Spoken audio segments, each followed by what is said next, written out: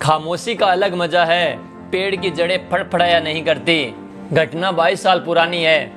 3 फरवरी 2002 को वानखेड़े में इंडिया और इंग्लैंड के बीच वनडे सीरीज का लास्ट मैच खेला जा रहा था। इस मैच में इंडिया को 256 रनों का लक्ष्य मिला।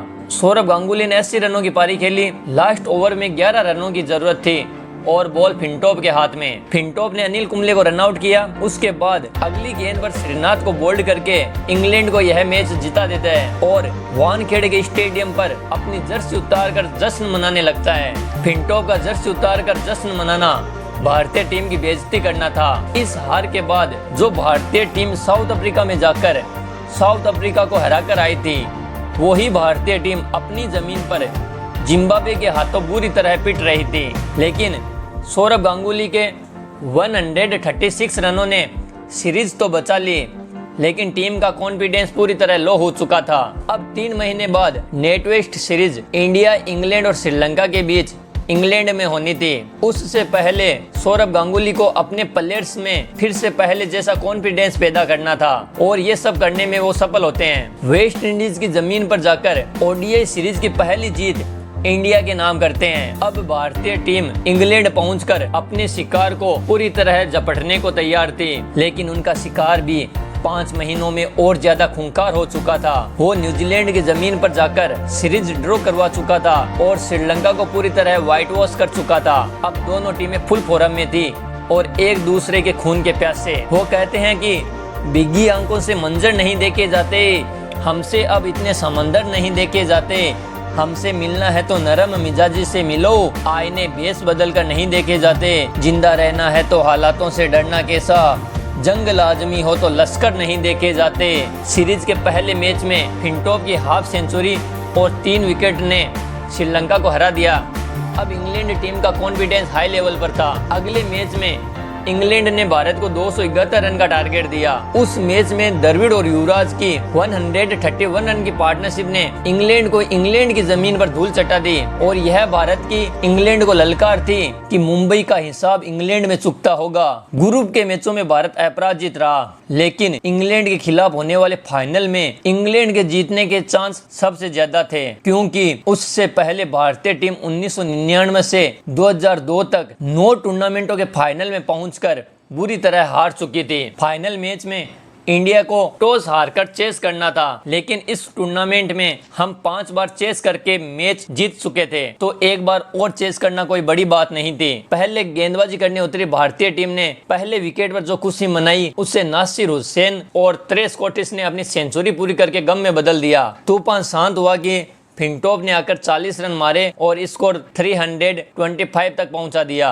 जिसे चेस करना नामुमकिन सा लगने लगा, क्योंकि उस टाइम 300 से ऊपर का टारगेट 31 साल के इतिहास में सिर्फ 7 बार ही चेस हुआ था। सभी खिलाड़ी अपनी हार मान चुके थे, लेकिन वो अकेला बदले की आग में झुलसता ग्राउंड को देखे जा रहा था। वो नहीं तो कोच की बात पर ध्यान दे रहा था और नहीं किसी सीनियर प्लेयर्स की सुन रहा था। वो उठा और सहवाग के साथ ग्राउंड की ओर चल दिया। तांडव मचना बाकी था अभी। सौरभ गांगुली और सहवाग साथ में मिलकर अपने बैट से आग बरसा रहे थे। गांगुली ने 34 गेंदों में अपनी हाफ सेंचुरी पूरी की और टीम को 14 ओवर तक 106 रन तक पहुंचा दिया। जो स्कोर नामुमकिन सा लग रहा था, वो अब सिर्फ मुश्किल लगने लगा था। कुछ देर बाद सौरभ गांगुली आउट हो जाते हैं। अब उनके पीछे सहवाग, दिनेश मोंगिया, राहुल द्रविड़ और सचिन तेंदुलकर 146 रन पर 5 विकेट खो देते हैं। सभी को एक बार ऐसा लगा कि हम मैच हार गए। भारत में दर्शकों ने टीवी बंद कर दिए। जो रेडियो पर मैच सुन रहे थे,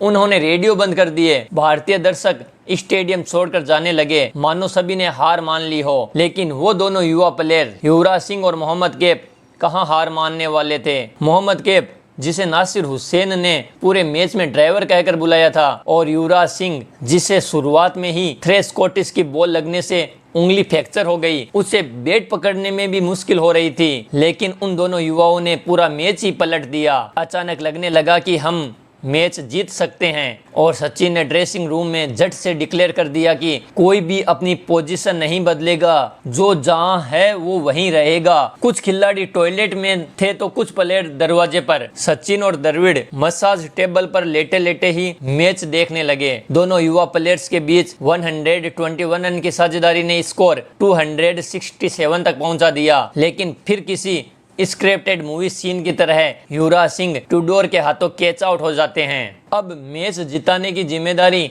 सिर्फ 23 साल के कंधों पर थी। युवराज के आउट होते ही वो अगली गेंद पर चौका लगाकर अपने इरादे जाहिर कर देता है कि मैं रुकने वाला नहीं हूं। अब 18 गेंदों में सिर्फ 14 रन चाहिए थे। मैच पूरी तरह भारतीय टीम के हाथ में था, लेकिन अब बॉल उस प्लेयर के हाथ में थी जिसने वानखेड़े में भारत की उम्मीदों पर पानी फेरा था और अपनी जर्सी उतार कर जश्न मनाया था। उसने 3 गेंदों पर हरभजन और कुंबले को आउट करके एक बार फिर मैच इंग्लैंड की ओर मोड़ दिया।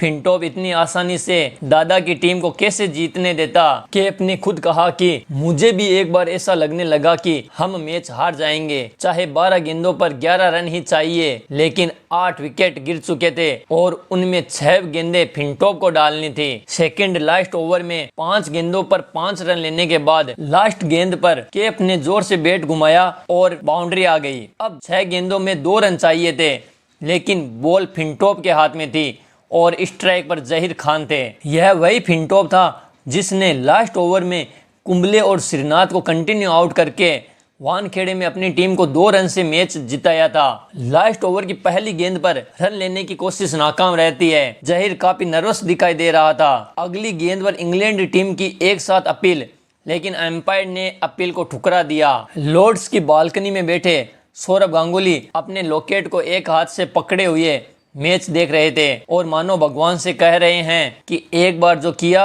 वो बहुत था, अब दोबारा मत करना। तीसरी गेंद पर जहीर ने रन के लिए दौड़ लगाई, हमेशा के लिए अमर कर रहे थे। अगर फिनटॉप उस वक्त ऊपर देखता तो उसे पता चलता कि सौरभ गांगुली सिर्फ उसे देखकर जश्न मना रहे थे। कहानी की शुरुआत फिनटॉप ने वानखेड़े में की थी और उसी का जवाब देते हुए सौरभ गांगुली ने लॉर्ड्स के मैदान पर अपनी जीत दर्ज करके कहानी का अंत किया था। दुश्मनी से मेरा कोई वास्ता नहीं, पर मेरे से करोगे तो बचने का कोई रास्ता नहीं।